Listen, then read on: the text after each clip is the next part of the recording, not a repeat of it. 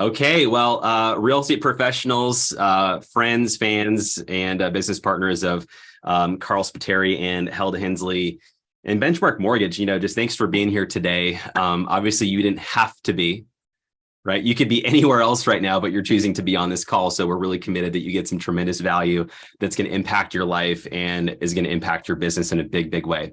So, how did we get here? It's kind of funny because every one of us on this call is a entrepreneur, right? We are business owners in our own right. And when you think about getting into this field, how many of you went to college for what you're doing now? Anyone go to college for one of you? Okay, there's a few. I'm impressed. I'm amazed. I did not. So my degree is kinesiology. I went to Gonzaga University in Washington State. I'm actually originally from San Diego, California. That's where I was born and raised. And, I got into business like many of us because we saw that there was an opportunity for us. And when I think about how I got started in business, I think back to when I was 19 years old. And I was one of those kids who wanted to do big things. I wanted to change the world. And so I did that by getting my very first job selling Cutco knives house to house for a summer job. I'm curious, are there any Cutco fans on the call, by the way? Anyone who's got the Cutco at home? Anyone got any Band-Aids to prove it, right? World's sharpest kitchen knives, right? Well, that's how I got my start in business and sales when I was 19. And yeah, I got to understand where it came from. So when I was a freshman in college, my father was diagnosed with Parkinson's disease. And so he had to leave his job, unfortunately, which meant they couldn't pay for school anymore. So they said, hey, if you want to make this work, John, you've got to pay for it yourself. So I needed something that paid more than minimum wage, and a commission job is kind of what showed up for me. And I got my start at 19 years old. And, I'll never forget the very beginning because, I don't know about y'all, but I was terrible at sales when I first began. I was just very green. I didn't have any experience. And so fortunately, I had a really good mentor, and my mentor's name was Blair. And Blair, he taught me, John, sales is a very simple thing to understand because sales is all about relationships. And relationships come from asking a lot of questions, because when you ask a lot of questions and you listen, people teach you how to build a relationship with them. When you ask a lot of questions and you listen, people teach you how to build a relationship with them. And, I remember taking that information to one of my first sales calls with a woman named Cynthia. She lived in Escondido, California. And I drove out to Cynthia's house. She was a referral from a referral. And I go into this woman's house, and she's more than twice my age, right? And I am just peppering this woman with questions. And we had a really amazing time. And it was so interesting to learn about her life. She was a single mom who had raised two boys by herself from kindergarten until they were graduating college when I came out, and they were leaving the house to start their own lives. And she was a nurse who had really done all of this by herself. She was really into sewing. She was a seamstress. She had a pet parrot named Steve. You're probably wondering, why do you possibly know all these details about this woman? Because I asked a lot of questions. And so Cynthia taught me how to build a relationship with her. Well, an hour goes by and we're writing up an order for a modest size set of Cutco knives, which was great. And before I leave, Cynthia makes me a sandwich. And then when I'm leaving at the door, she gives me a hug. And I remember getting into my car after that appointment, and I drove away, and to myself, I was like, if this is sales, I want to sell forever. Right? It was just such an ideal client, ideal situation. You guys all know this person, right? It's that client that is so honest and trusting, and what they say is accurate. The credit score they tell you they have is actually the credit score they have. They send you all of the bank statements for the loan all the way down to the last page, right? That ideal client who actually does everything you say you want them to do. So she was great, and I thought, man, how can I clone this experience? Well, a couple of days later, I am in my office at the Cutco office making phone calls, and my phone rings. So I answer it, and it's Cynthia. And I say, hey, Cynthia, how are you? And she's not as excited to talk to me.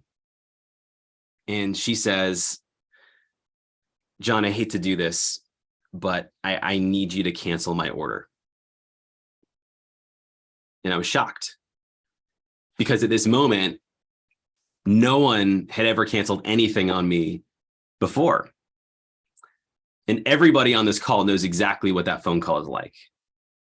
It might be a client who calls you because they've just been shopping around too long and they think maybe this isn't the market for them. They need to wait. Maybe it's a client who's literally mid escrow, but they get cold feet or something happens, so they pull their offer and then you can't get them back on the phone. Maybe it's simply an email from one of your top team members that tells you they're leaving to join another company. We all know what it's like to lose a really valuable relationship, because it feels like death. And not death in the literal sense, but death in the relationship, death in the possibilities, death in the future that you saw having this other person as a part of your life. And this experience for me caused me to ask a question that I've been trying to answer my entire adult career, which is, why do good clients leave? Why do good people leave? And how do we prevent it? Keyword there, by the way, is good clients. We don't need to keep everybody.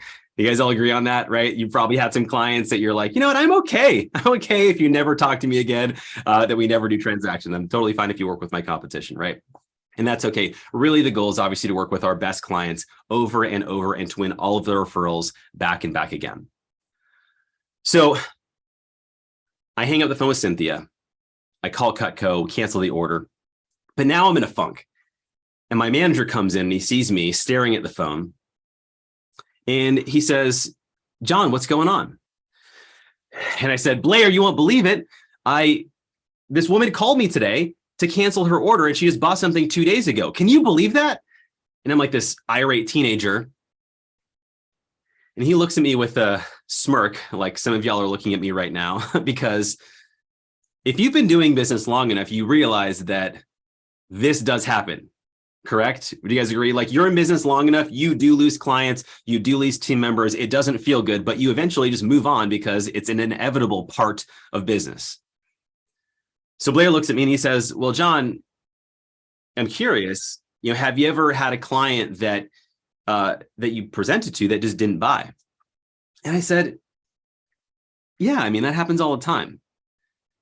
So Blair looks at me and says, well, why can't you just think of this experience like one of those?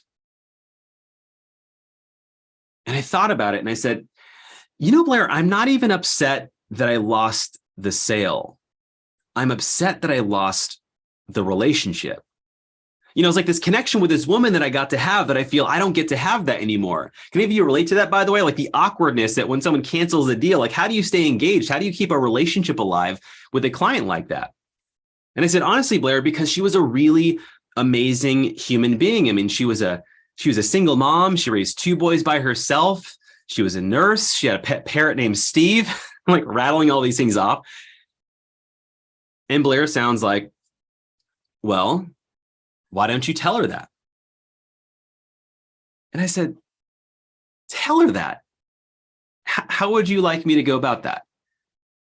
And Blair says, well, simple. Why don't you just send her a handwritten thank you card? And I said, Blair, were you listening? This lady just canceled her order. What do I possibly have to be grateful for? And harnessing all the sales wisdom he could, Blair looks at me and says, well, John, clearly you're pretty upset. And there's always something to be grateful for if you're willing to look for it. There's always something to be grateful for if you're willing to look for it. And he walks out of the room. I'm still pissed. And so I leave the office and I go home. And when I get home, I see my mom's desk there. And my mom has a stack of thank you cards on her desk because she's like the most grateful woman on planet Earth. And she sends thank you cards all the time. So I reluctantly take a piece of stationery off her desk and I go in my room and I sit down and I'm sitting there looking at this empty blank card for like 15 minutes. And this is eventually what comes out. I said, dear Cynthia, I just wanted to reach out and say, thank you so much for your time. Thank you for taking an hour out of your day to sit down with a young college kid who was simply trying to sell you a set of really sharp kitchen knives. And I just want to let you know, I think you're an inspirational human being. I love to hear the stories of what it was like raising your boys by yourself. And I think it's so courageous that you did that and still found time for your hobbies and things that bring you joy. And while I know right now is not the time for you to be buying any Cutco, I just wanted you to know it was wonderful to meet you as a person. If you ever need anything in the future, here's my cell phone number. Sincerely, Cutco John. I signed everything Cutco John back then. So I filled up the letter. I drop it in the post office box. And two things happen. Instantly, I feel better. It was like all that anger, resentment, frustration disappeared the moment I dropped the letter in the mail. The second thing that happened was actually 2 years later. I'm sitting in my college apartment and I'm working on some homework. And then my phone rings. So I answer it. And there's this very excited woman on the other line. And all I hear is this. I hear, "Is this Cutco John?" And I said, "Yes, this is Cutco John. Who's this?" And she says, "Well, you probably don't remember me. My name is Cynthia. I tried to buy some knives from you a few years ago, but I had to cancel my order. And I'm actually ready to purchase now. And I was wondering if you can still help me." "Oh my gosh, of course I remember you, Cynthia. Like, what do you need? How can I help you?" And she says, "Okay, I've got my catalog. I hope you're ready." And she starts listing off everything that she wants. And she keeps going and going and going. This is about to be one of the largest orders of my entire career. And I'm shocked. We wrap everything up, and there's this moment of silence on the call. And Cynthia says, "John, do you know I'm calling you right now?" And I said, "I have no idea, but I'm extremely glad that you did." And she says, "Well, all those years ago when I had to cancel my order, what I couldn't tell you at the time is that I had just found out that I was extremely sick. I was so sick that I had to leave my job. I was so sick that my boys who'd moved out of the house had to move back into the house to take care of me while I went through treatment. And well, the last thing I wanted to do was to cancel my order. I had no other choice. And I felt terrible about it. And then I got your letter in the mail. And what I saw was you valued me as a human being more than just a customer. And I told myself, when I get healthy, I'm going to call this kid and I'm going to buy every damn knife he's selling."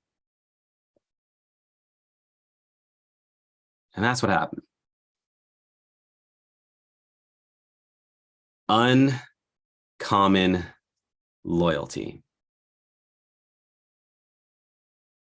What causes somebody to not just come back to us because it's convenient or because they remember us at the right time, but they are committed that they will work with us for the rest of their lives?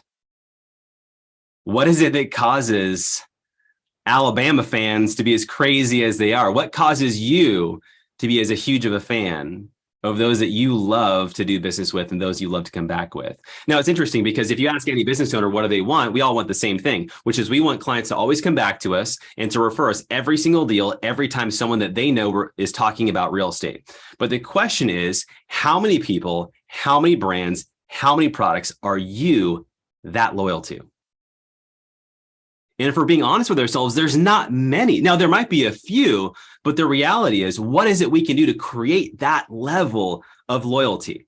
So when we break this down as like to the science of it, there's 3 types of loyalty that we've identified. Number 1 is something everyone here is familiar with, which we call contractual loyalty. Contractual loyalty is based on a signed agreement. This is the lowest form of loyalty, and it's going to last for a committed period of time. Right? Every one of you knows what this is like. This is your cell phone bill. This is your office lease. This is something that you signed a contract for that you cannot wait to get out of. And the only reason you're still loyal to them is because they have a signed agreement that can take you to court in case you choose not to. Right? And I think in a lot of ways, contracts are important, but at the same rate, contractual loyalty isn't going to get repeat business, and it's not going to get our referrals. Would y'all agree? So there's a second type of loyalty, which is what I would say most business owners actually have. It's called habitual loyalty. And habitual loyalty is based on regularity of doing business together. And this is moderately strong, and it typically will last until a competitor intrigues our clients.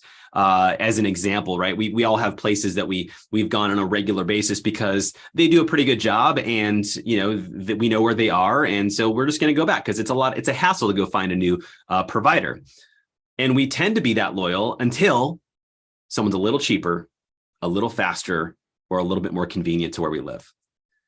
So that's the second type of loyalty. Third type of loyalty is what we call emotional loyalty. And emotional loyalty is based on positive emotional experiences. This is the strongest form of loyalty, and it will last until services are no longer needed. And a great example I think about with this is, I have a client who's a real estate broker out of Westlake Village, California. And there are two clients that she's been working with for decades that have put it in their will that if the family sells the property, they have to use her as the realtor. And I know half of you are like, really? Like, you can do that? Like, I need to go talk to my attorney, right? Like, check your contracts. No, but think about that. What type of loyalty, what type of relationship did that woman create with her clients over the years of doing business? Here's the thing to know. You can't create long-term emotional loyalty from one transaction. You can't. It's from repeated positive experiences. How do we create that? That's the nature of our conversation today. And the way we're going to do this is talking about this through the lens of a story from a book that I wrote called The Mr. Thank You Project. This is what Carl was sharing with you guys about. I know Hilda was mentioning too as well. And so this is about a social movement that I started back in 2016. And I'm going to share really not everything from the book. If you want to learn more, you can buy the book. I'm going to share with you the most relevant business lessons that you can apply right now, especially in a market that's as competitive as it is right now. So I just want to fast forward a little bit to 2016. So I was running, and still do to this day, running a company called Mr. Thank You. Now, Mr. Thank You is actually a strategic gifting concierge company. What that means is we help people say thank you for a living. So whether it be, their closing gifts or referral gifts or whatnot, we do that for agents and loan officers and builders and people in different industries. But that is our world, right? Our world is gratitude. And we started this business at the perfect time, which was 2009, right? Great time to get into real estate. Would you agree? What I can say for any of you, was anyone here in real estate, by the way, in 2008, 2009? Anyone survive that? Horrendous? Okay. So here's what I can say. Those first several years were terrible. They were so difficult, but we made it through. And for many of you who are really experiencing that toughness right now, what I can say is on the other end of this market is a really beautiful opportunity for you. So we hustled. And by 2016, we had built a really robust business. And on paper, I had everything that I ever said I wanted as an entrepreneur, right? I was married. We bought our first house. We had just had our first child, and our business was thriving. I was making more money than I ever was, but I was over it. I was overworked, overwhelmed, and so unhappy. I was ready to walk away from it all. And I didn't realize I had that problem until I came home one day. And my wife, I'll never forget the visual. She was sitting on our couch and she was nursing our infant son in one arm. And she was writing handwritten cards with her right hand to the people who had supported her during her pregnancy. And I came in and I do what I normally do, which is complain about my day. So everything from client issues, vendor issues, team issues, everything you can imagine. And you could tell she had it. So she just interrupts me and she says, "Sweetheart, if you can't appreciate what we have now, who's to say you'll be any happier when you finally get what you say you want? If you can't appreciate this market we're in now, who's to say you'll be any happier when you finally get the market that you say you want, or you get the clients that you say you want, or you network into the community or area that you say you want?" This is a pervasive problem throughout entrepreneurship and throughout business. And she was right. I had a problem. And it was a problem I didn't have a name for back then, but it's a name that I have now. And it's called perpetual discontentment. Perpetual discontentment, which is the never-ending feeling that what isn't enough. And you might be able to relate to this experience because it always feels like there's another goal. There's something else to strive for. It could be our team leader or a coach or somebody or maybe we're just comparing ourselves with other people we see who are producing more than we are. And we constantly feel that whatever we have, whatever we're getting, whatever we're doing isn't enough. And so I knew that for me, I didn't want to live that way forever. Because the most important thing in my life was at stake, which was my marriage, which was my family. And so I hired a coach to work with me at the time. And my coach was a really smart guy. And he got me working on habit formation. And one of the things he had me do was read a book called The Power of Habit by Charles Duhigg. Anyone on this call read this book yet, by the way? Power of Habit. Fantastic book. This predates the Atomic Habits book, which I think is also good. But here's a concept that Charles shared, which is called the keystone habit. Now, a keystone habit is a singular habit that we have that has a trickle-down positive effect in multiple areas of life. And the example that Charles gives is working out, right? All of us can relate to this because when you work out, number one, it's a good habit. You're going to physically look better and feel better when you do that. Well, also because you're working out, your body's going to sweat more, which means you're going to drink a lot more water. Turns out that's a good habit too. And also because you're working out, your body's going to be more fatigued at the end of the night. So you're actually going to sleep better at night. So there's all these positive benefits from this one singular habit called working out. And so that was the first part. Second thing my coach had me work on is our vision, right? What's the vision for my business? And he asked me a couple of questions that I'll invite you to answer for yourself, which is, why does your business exist?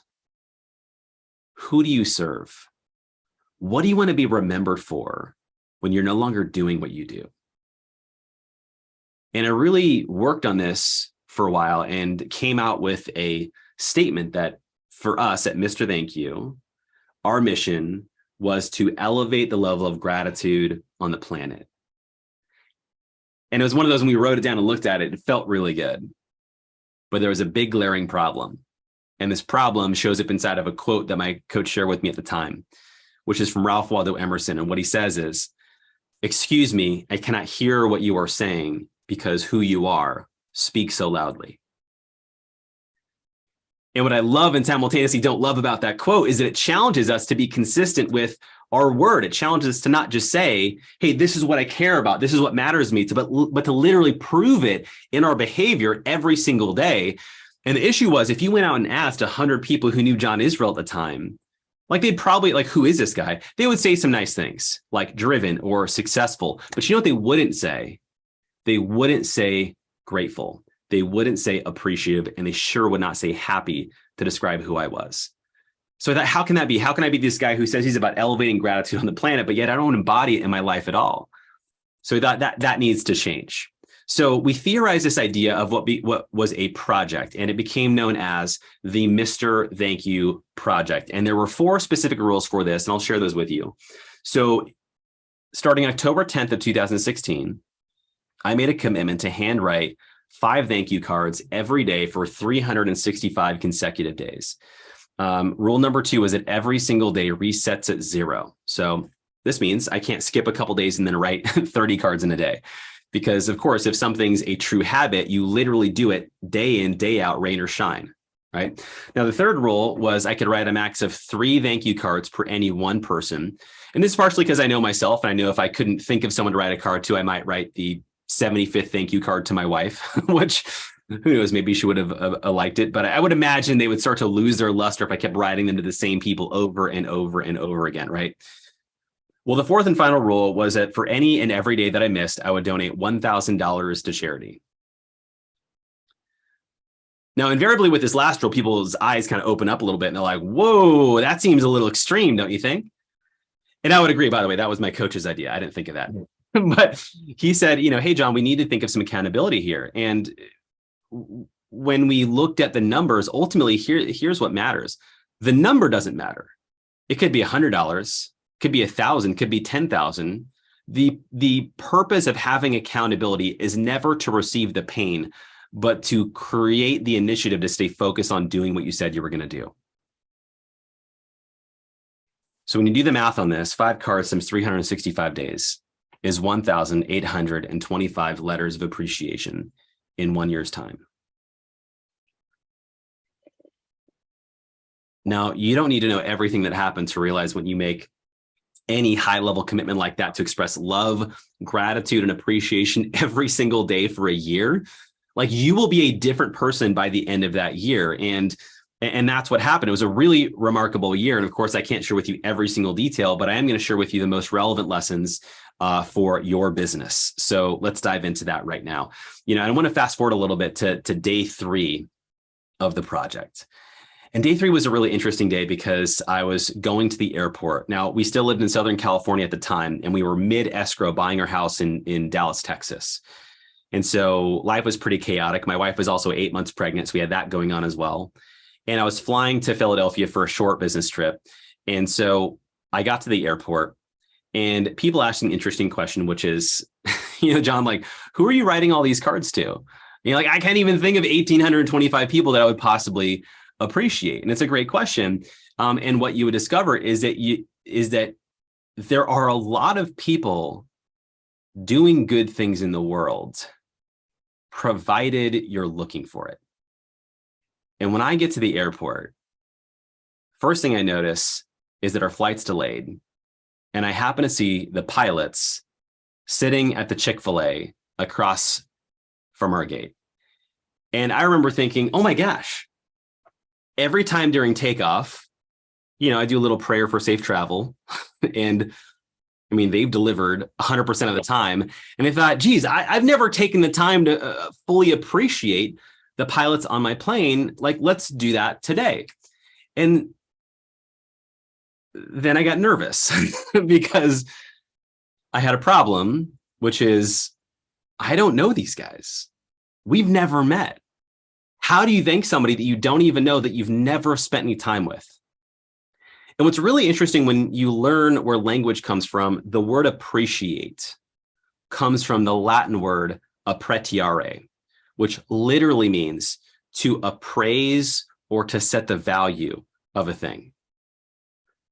Which makes total sense if you're in real estate, right? Because before you can fund the loan for a property, what do you need to have? You need to have an appraisal. Some would argue a good appraisal, but good luck with that. But either way, you need an appraisal, right? Before you can fund the loan. Well, have you ever thought what goes into the appraisal process? Well, it's a person who comes to a property and they have a lot of questions.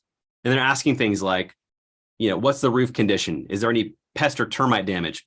What are comps for other properties like this going for in the area? And ask you a huge list of questions. And at the end of it, they hand you a sheet of paper that says, I deem this property to be worth X dollars. Now, how do you apply that same principle to a human being? And this opens up the first point of what goes into powerful human connection, which is curiosity. What is this person's life like? What do they really care about? What actually matters to them? And what keeps them up at night? And so I walk up to these pilots and I say, excuse me, do you mind if I sit down? And they're like, sure, go for it. And I start peppering them with questions. And while I asked a lot of questions, there were 3 specific questions I asked them that I didn't realize really speeded up the connection process. And I want to share those questions with you because I think they're very relevant in real estate or mortgage or title or insurance, whatever you do. These are relevant questions to understand how to connect with someone in a very quick way. So one of the first questions I asked them was, what do you love about what you do? What do you love about being a pilot? Maybe what are you excited about with this move? And I remember hearing some really interesting answers, but one stuck out. And this gentleman said, John, if you've never been in the cockpit of a plane at 20,000 feet and you look out, it's the most magnificent view of planet Earth that we get to have every single day when we show up to our job. Wow, that's pretty cool. Second question. So why do you do what you do? Why did you become a pilot? Why do you want to sell your house? Why do you want to do what you're about to do?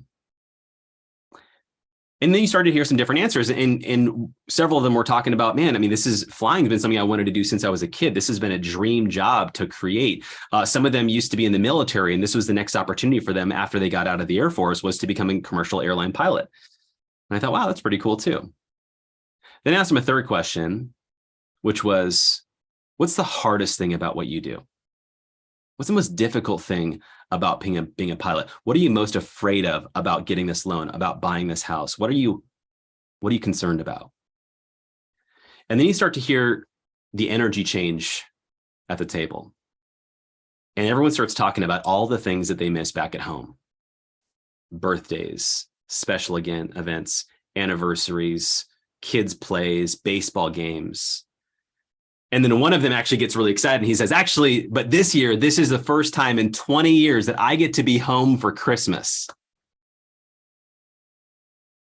And in my head, I thought, 20 years, you've never been home for Christmas. They call to start boarding the plane, so the pilots get on. And it was so interesting, just getting up from that table, I had a complete different appreciation for the pilots on that plane. And then when we board, I sit down, plane takes off, tray table comes down. And ultimately, this is the card that comes out for those pilots. And I said, dear pilot, I'm sure it's strange to receive a thank you card from a passenger, but as I was boarding the plane today, I was just thinking about how much I'm going to miss my family on this trip. And then I realized this is what you do every single day for your job. I can't imagine how many birthdays, anniversaries, or special events you sacrificed for your work. Not to mention the hundreds, if not thousands of hours you spent in the cockpit training for your job, because nobody becomes a pilot by accident. All of that to have some bad weather, a slightly bumpy landing, and then have people complain about it. So whether you hear it enough or not, I just want to say thank you on behalf of myself and everybody on our flight. Hold up the card. I write two similar cards because there's two pilots on the flight. We land on the next destination. They're still in the cockpit. So when I get off the plane, I physically hand them their cards, and they accept them awkwardly, as most strangers do when I hand them a thank you card. But then I jump on another plane because there was 2 legs to get to my flight to Philadelphia. So I wrote a second set of 2 cards for the next 2 pilots on that plane as well. Now, I don't normally do this, but at the time I only had my business stationery with me, which has my name, cell phone number, and email physically printed on the card.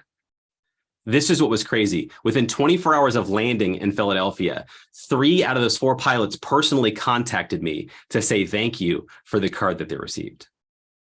One went on to say, you know, John, in my 12 years of flying, I have never received a thank you card from a passenger. And I thought, that's crazy. How is that even possible with these guys with such a big, significant, important job, and no one's even taken the time just to say thank you to them? And I thought, geez, if that's the case for these guys with such a big, important job, what about everybody else in their careers, in their relationships, in their marriages? There is a huge appreciation deficit in the world. So what do you do with this, right? How do we apply this in our lives and our business? What's the first point of making meaningful human connection? It all begins with curiosity. Curiosity is the precursor to appreciation, and appreciation is the birthplace of empathy. With empathy, we develop compassion. And when we have compassion, we have the ability to literally connect with anyone. You know, why was Mother Teresa able to do what she did, or Martin Luther King able to do what he did in the world? What did they have more than most people? They had compassion. They had the ability to love people, not for what they could get, but because they understood that that was part of the process in their relationship.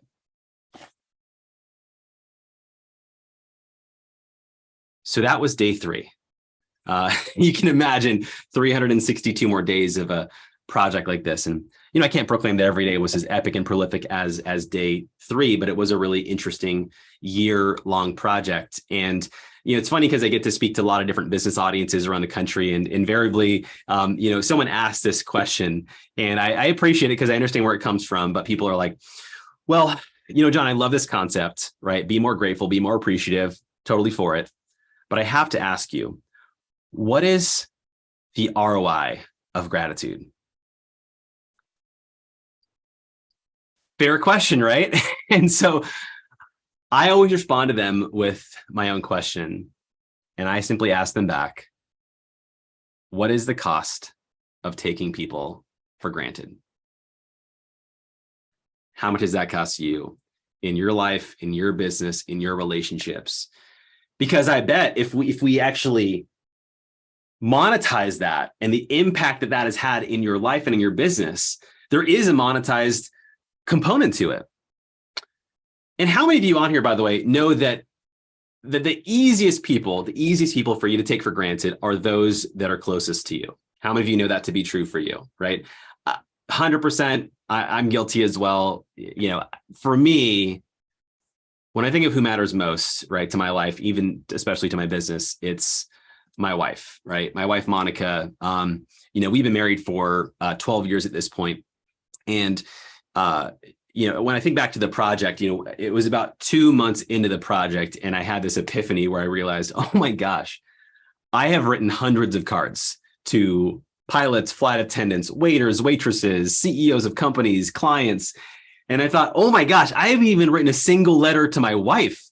And I thought, oh my gosh, she's got to be like so pissed at me. Like, okay, well, apparently you can write one to the trash guy, but not to the woman who bore your children. So, all right, I know where I stand. So I realized, okay, she's not going to get a thank you card. Monica's going to get the world's greatest love letter. And so I time block an hour in my calendar and I sit down. She doesn't even get a card. She gets a sheet of paper and I go to town and I just write everything I love about this woman. And I finish and I hold it up and I'm like, this is a work of art. This is like the next Nicholas Sparks book right here.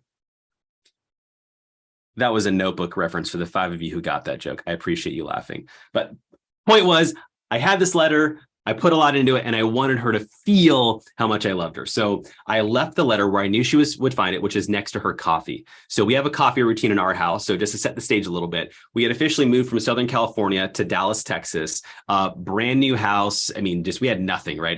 We had no furniture yet. We drove one car with a U-Haul across the country. And we got like pillow cushions on the floor was like our couch. That's what we were working with. So coffee every morning was super important. So I left the letter right next to that where she would find it. So then I go off to see my clients for the day and I'm feeling like the greatest husband in the world, right? I'm checking my phone like every 5 minutes. I'm like, did she get it yet? No. How about now? And I keep checking my phone and she doesn't say anything. I thought, that's weird. But she probably wants to wait until I come home, right? Because it's more of a personal thing. So I come home. She doesn't say anything. We have dinner with the kids. She still doesn't say anything. We put the kids to bed. Still nothing. We go to bed. Well, she falls asleep. I cannot fall asleep because I'm now fuming on my side of the bed because I'm like, are you serious? I literally pour my heart out for you in crickets. Like that's what I get back. Then I had to check myself. Because there's this thing that my wife would always tell our kids or ask our kids whenever they were bickering or arguing. And she would just look at them and she would ask the question, where was your heart? Where was your heart when you did what you just did?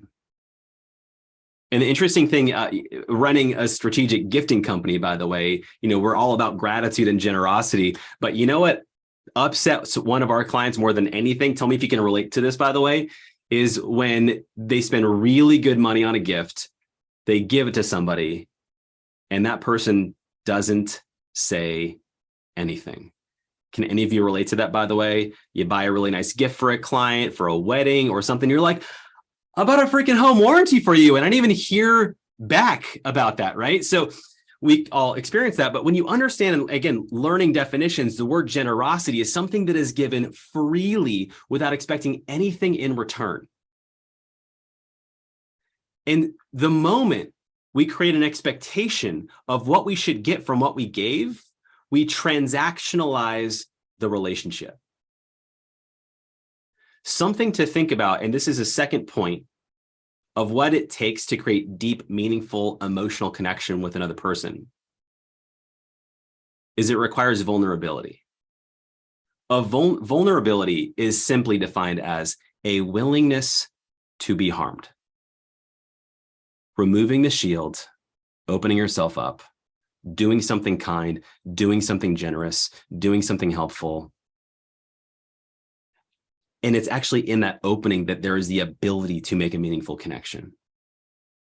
But most of us miss that part because we do something and then we expect something in return, or we do something and we start keeping score and we do all these things. And that's fine. That is fine to create habitual loyalty or contractual loyalty, but it is not what is required to create that deep, meaningful, emotional loyalty. So I realized at that moment, I was like, I got to let this go. So I go to bed. Something interesting happens the next day. I wake up and I go to make the coffee, which I do every morning. And I realize, grab the coffee container. Oh, shoot, we ran out of coffee. And I was supposed to get some yesterday, but I was so excited about my letter that I wrote that I forgot to go to the store. So no coffee. So I was like, all right, no worries. I'm just going to get myself a cup of coffee on my way out of town to go see my clients for the day. So I start creeping out of the house and I get to the front door, and then I hear our bedroom door open and my wife starts walking down the stairs. And guys, she was dead tired. Infant in one arm, toddler clung to her leg, and she's in the middle of the stairs. She just looks at me and she says, "Oh, sweetheart, before you go, is the coffee ready?" Oh, shoot, sweetheart, I'm so sorry, but we ran out of coffee. And you could slowly see that information sinking into her tired mom brain. And I was like, okay, no worries. There's no coffee. I'll just go to the store and get some. Oh, wait, I can't because you have the car and you're going to be gone all day. And I've had 2 hours of sleep and I've got a nursing infant and a screaming toddler. And I'm going to have no coffee until you get home. And so she just looks at me and says, "Have a nice day." Which is interesting because when somebody looks at you and says, "Have a nice day," like that, they don't usually mean to have a nice day. And so I leave the house and I feel like the worst husband in the world. And I get in my car and I drive to Starbucks and I order my drink like a selfish jerk. But you got to understand, I wanted to do the right thing. What's the right thing in this moment? Buy a cup of coffee, go backwards and bring it home. But you have to understand, I live in Dallas, Texas, which is a major metropolitan area. And if I was 15 minutes late to get on the freeway, that would add like 30 minutes to my commute. I'd be late to see my client, and I just didn't want that to happen. But how often are we given this choice? Business or relationship? Choose. And clearly in that moment, I had made my choice. And then I'm sitting in line, and all I can think is, how can you do that? How can you literally write this woman an undying love letter telling her nothing in the world matters more to you than her? And then today you leave her hanging. So I go to the window, barista hands me my drink. I say, "Make it 2. She makes me a second cup of coffee. I drive backwards home and I leave the cup of coffee on the doorstep with a little note. And this is all the note said. It said, "Monica, thank you for working hard to take care of our boys. You are always worth a hot cup of coffee." And then I drive down the street. I send her a text message. I say, "Come outside." She comes outside. She sees it. She takes a picture of it. She posts it on Instagram. She says, "Oh my gosh, I'm the greatest husband in the world." She's sending me text messages. "Kissy face, kissy face. I love you so much. You saved my life today. I can't wait to see you when you get home." And I am now in bumper to bumper traffic, going to be late to my client. And I'm thinking, wait a minute. Didn't yesterday I write you the world's greatest love letter and you didn't say anything? And today I leave you 2 sentences and a cup of coffee, and that's what did it for you? And you know what I said? I said, "I'll take it. I'll take the win for the team," because when you're a husband, you take every win that you can get, right? So I go see my client. She was late anyways. It worked out. Had a great day. Come home, have dinner with the family, put the kids to bed. And there's this time for any of you on this call who have or have had small children. It's the greatest time of any day, which is when everybody is asleep and the house is quiet. And we're sitting on some pillow cushions on the floor, sharing a glass of wine. And my wife looks at me and she says, "Sweetheart, I have to tell you something. I did get your letter yesterday. and it was very sweet. And I know that you love me. But sometimes I just like when you show it to me, when you prove it to me. That was the lesson that I needed to learn. That was the lesson that most of us need to learn in our businesses, which is, it doesn't make sense to tell somebody, I love you, and then leave them hanging. It doesn't make sense to tell your team how much you value them and appreciate them and then berate them for a mistake they make on a file. It doesn't make sense to tell a client how much you value responsiveness and communication, but then stop responding to their text messages and emails because they're getting a little annoying. Like, it doesn't make sense to say one thing, act differently, and not expect an impact in the relationship. If we want to create uncommon loyalty, something we have to remember is that loyalty is often based in inconvenience. Loyalty is often based in inconvenience. Because if we want our clients to go out of their way to introduce and refer us and come back to us and find our information to work with us again, what are we doing to go out of our way to show up and love on and serve them at the highest possible level? So what do we do with this? There's a simple question, and there's a question that I call this the focusing question, that if you're ever unsure of what to do at any given moment in a relationship, it's really simple. And you just ask the question, how do you treat that for which you are grateful? And when people ask, John, this sounds like a really cool project, but like, what was the biggest thing that you got out of writing all these cards? And I would say it actually wasn't even the cards. It was now how I had to show up in each and every relationship that I said mattered to me. And I think that's really where the juice is, because you could say with your words all day long how much you love and appreciate people, but if you don't prove it in your behavior, they won't believe it, which is actually going to hurt your credibility and hurt your loyalty more than help it. So as you can see, this project is about a lot more than just writing a ton of thank you cards to people. This is really about understanding, what does it take? What causes us, people, to get and stay connected? And the final point, the final third piece, we talked about curiosity. Being curious, what is this person's life like? What do they really care about? What actually matters to them? What keeps them up at night? We talked about vulnerability, which is the willingness to say what's there to say, to do something generously and not expect to get anything in return. And the final part is the I, which is initiative. Most great relationships, you have to initiate them. You have to be the one who takes the first action. And that's the part most people miss. They're waiting for loyalty. They're waiting for people to come back. You have to go out and initiate it. So I'm going to give you an opportunity to do that right now. I'm curious, since we've been talking today, how many of you in here have thought of at least one person who deserves to hear thank you from you? Who's thought of at least one person? Cool. All right, great. I'm going to give you an opportunity to do that. And I'm going to even give you a little bit of a quicker version, the 2.0 version. Now, if you have some stationery next to you, you're welcome to go and grab that out. But if not, you're also welcome to grab your cell phone. And what I want you to do is to either put that person's name down who you want to write this note or this message to, or open up that person's name in your text box. And I want you to write that letter, that note, that message that you've been meaning to write. And I'll give you a little bit of context here, a little bit of support, because some people say, like, what do you say? Like, John, you've written 1,800 plus thank you cards. What goes into a really quality thank you card? I'm going to show you that real quick. We call this the ABCs of a high quality, legendary thank you note. Start really simple. Hey, I was thinking about you today and I've been meaning to say this. And the ABCs are attitude, behaviors, and challenges. Attitude is, what are their character qualities? Are they loving? Are they generous? Are they helpful? Are they trusting? What are those character qualities that they embody? Behaviors, what are the things that they have done? How they showed up. By the way, this is where most people miss the mark on their thank you cards, is they simply focus on the B. They say, hey, thanks for the referral. Here's $50 to Starbucks.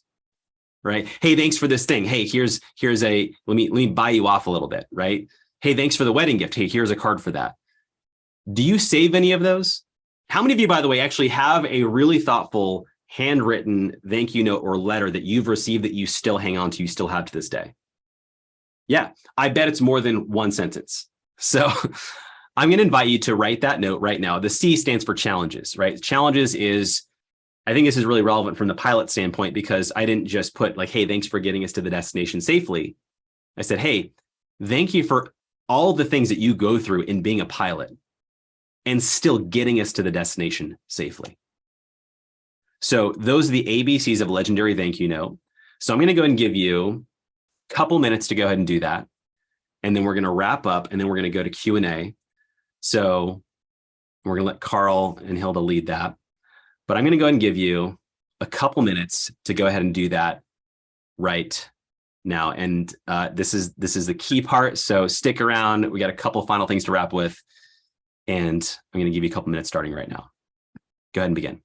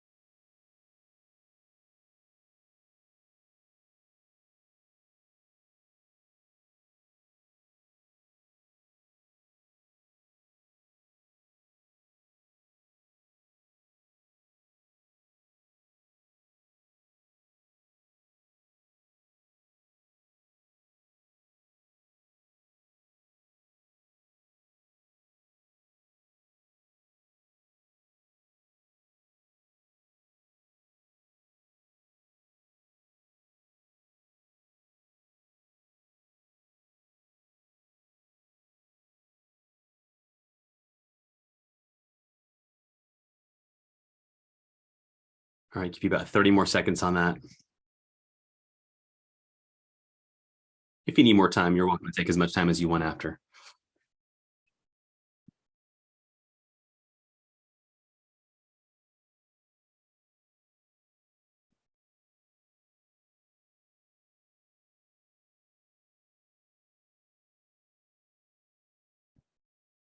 So John, maybe while they're finishing up, can I ask you a question? Let's go for it. So what's the call to action here? What should everybody on this call, what should the first step be after this call? I appreciate that question. So here's what I would prompt you to do. Is number one, don't do what I did. You definitely don't need to go out there and commit to handwriting 5 cards every day for a year and put a bunch of money up for it. I think that everyone should start with what they just did right now for 30 days. We have something we made called the 30-day challenge. And if you go to mrthankyou.com/30, you can download the 30-day challenge. And it's just got some prompts, some examples of different types of cards and letters that I wrote throughout the project. It gives you a prompt of like, pre-listing who you want. I bet there's several of you who've already thought of like, 5, 10, 15, probably more people that you're like, man, I can't believe I haven't thought of appreciating these people. So we will send an email for this link out to everybody after the event is over. So we would prompt you to take a 30-day challenge, because I think it's the simplest way to get going from here. So those are my thoughts, Carl. Okay. Do you have anything else you want to close with? Because you said we're going to close. Should I ask questions? Let's wrap with this, and then we'll open this for Q&A. But right. First of all, I just want to say, hey, thank you for doing that. Like, thank you for taking the moment to write that note, send that text message. Maybe you wrote it in an email, because you didn't have to. And when I think back to the project, I remember about 3 months into the project, I got a call from my best friend, Nick. Nick was the best man at my wedding. He was my best friend growing up. And unfortunately, he was calling to tell me that his father had passed away, which was terrible news. But what made it worse is I had actually written Nick's dad a letter during the project, and I hadn't sent it yet. It was just sitting on my desk while Nick was telling me the news. And, Carl, while I'm not, happy or grateful that that happened, I am grateful for the lesson, which is the urgency of a project like this for people to take on. Because one of the greatest fallacies in relationships is the assumption that they're going to be there tomorrow. And we just don't know if that's true. So my challenge is do this for 30 days and you might get addicted to it. You might make it a habit. I know some of you probably even do some of this, consistently in your business, but my challenge to you is to go deeper, to take it to another level with your clients, with your teams, with your families, with people that you do business with, people that matter to you. And if there's anything that I can do to support you on that journey, of course, you can pick up the book. It's available on Amazon. Just look up the Mr. Thank You Project. This is a picture of it. You can find it there. Super easy to pick up. And if you want to order bulk books for clients or closing gifts or anything like that, I would say go to our website, mrthankyou.com, because we do have them at a discount there if you're going to buy them in bulk. But if you ever want to stay in touch on social media or anything, best place to find me is Instagram. That's pretty much where to find me. You can just screenshot that. Look me up later, stay connected. And I just want to end by saying thanks for being here today. Thank you for Carl and Hilda for hosting this event. Obviously these are people who really care about their business relationships. So they spent their own money to host this event for you guys. So we hope it was valuable. And, with that, I'll turn this back over to Carl to wrap with some Q&A. So if you have some questions, by the way, I think Carl's going to tee us up a little bit, but if you have some questions, if you got to jump, you're welcome to jump off. But if you want to stick around for questions, I'll be doing that for about the next 11 minutes or so until the 15-minute mark. But if you have some questions, feel free to unmute yourself and you're welcome to ask those questions or drop them in the chat box if you'd like, if that's helpful as well. But Carl, I'll swing this back to you, man. Okay. First of all, thank you to everybody who's on this call. Hilda and I very much appreciate it. I am speaking for Hilda right now because she has a real bad cold, and in her words, she sounds horrible. So whatever that means. So maybe send her a little get well text after we get off the call. But anyway, thank you all very much for your time. Does anybody have any questions they want to put in the chat box? Because we'd rather answer your questions. I have a few, but if you do have any, make sure you get them in the chat box. So John, what was your biggest takeaway from this project? So you spent a year, you wrote thousands of thank you notes. You spent what, 55 cents on every one of these notes that you said thank you for, or whatever the number was, right? Sure. What's your biggest takeaway? Yeah, which, by the way, on a side note, if you do want to know what the ROI of gratitude is, it is a chapter in the book. I put the ROI of gratitude, and I tracked out like how much I spent on stamps, on stationery, on gifts that went with the card. So, and actually what we did see as far as metrics go. So that's not the answer to quite your question, Carl, but that was one of the things that I was really interesting. We did see a 50% reduction in attrition, which is meaning that, when we sign a contract with clients, they have the ability to opt out.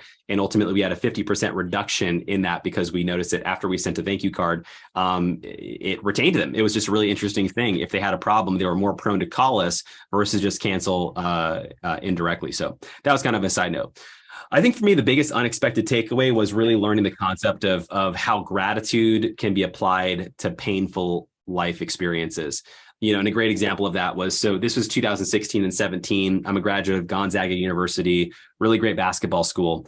My team that year in 2017 made it to the national NCAA championship, and they lost to the UNC, University of North Carolina Tar Heels. And so that was, in its own way, very devastating for me. Like, I've seen people who their teams would lose the Super Bowl, so they flip over cars and light trash cans on fire. And I never understood it until that day, because it really hit me hard. But it was 9:00 at night, and I hadn't written a single thank you card to anybody. And I was just thinking, how do you do this? How do you harness gratitude when you don't feel like it?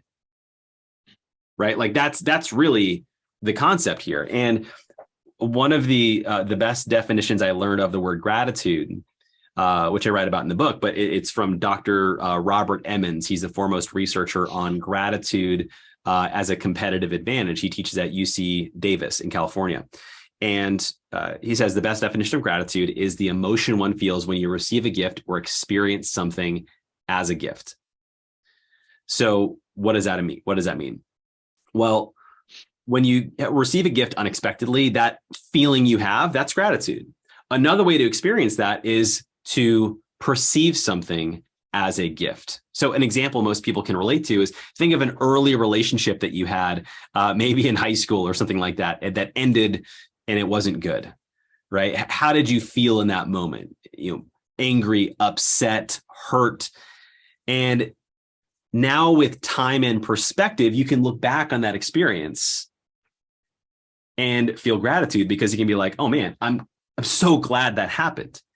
Because that happened, I met this other person, or because that happened, I learned this about myself. So gratitude is really the experience of something as a gift. So the question becomes, how long does it take to experience gratitude from a painful experience?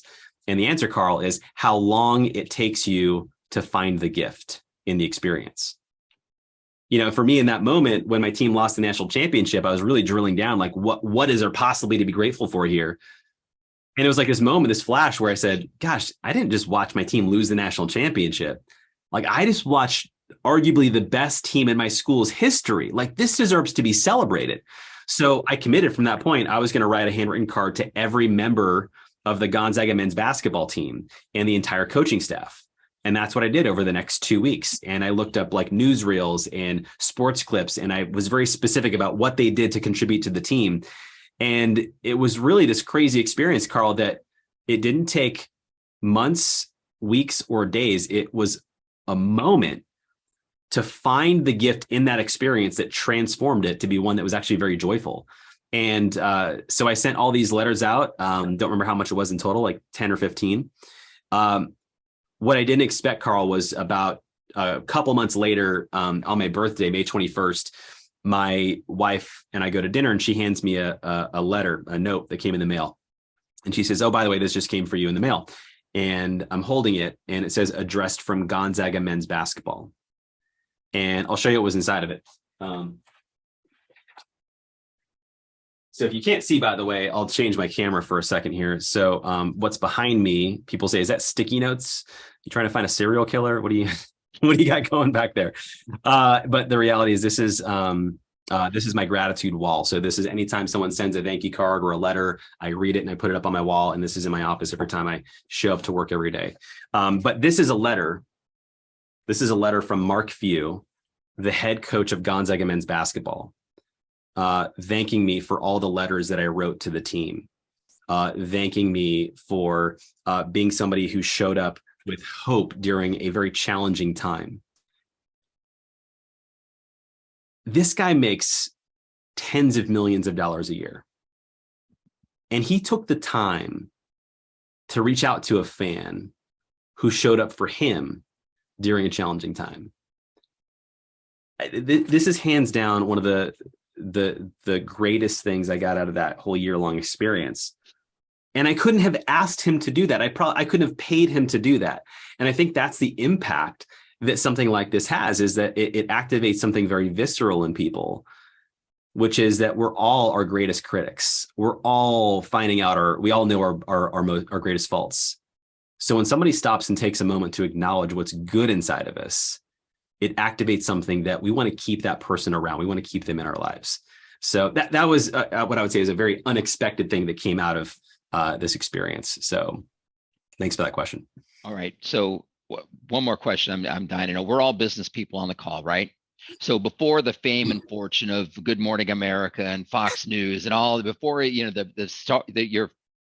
handprints and footprints on the Hollywood Walk of Fame, all this stuff that's happened to you, what was the immediate impact to your business? So way back when, what what kind of impact did it have? Well, so I think some of the things that we noticed too was, this sounds like a couple places that we implemented it. Number one, we implemented a handwritten card to every client right when a contract was signed.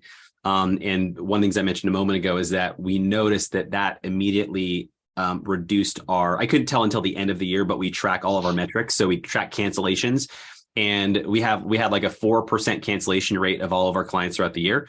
And that dropped to 2.5%, which might not sound like a lot, but that was like thousands and thousands of dollars that we saved from not lost business. And what we would notice is that in the card, we would acknowledge all the things that we talked about, like, hey, thanks for choosing us, your trust and all these things. You could have chosen any other person for this process. And then we would put a note that says, P.S., if you have any questions or problems, please reach out to me directly. Then I put my cell phone number. What we notice is that a majority of those clients who would normally cancel, reach out directly to have their question answered so we could actually navigate the problem, which is really cool.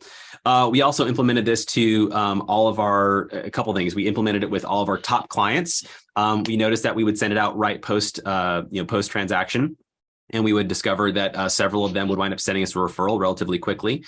And here's a fun way we did this is we actually did this to activate early relationships. So something I encourage for real estate professionals is think of the first like 10 to 20 people you did a transaction with, right? Depends obviously when you started real estate, right? Some of you are like, I haven't done 10 or 20 yet, but go to the very first people who you've ever done business with and send them a thank you card, appreciating them for having been a part of your early start in business.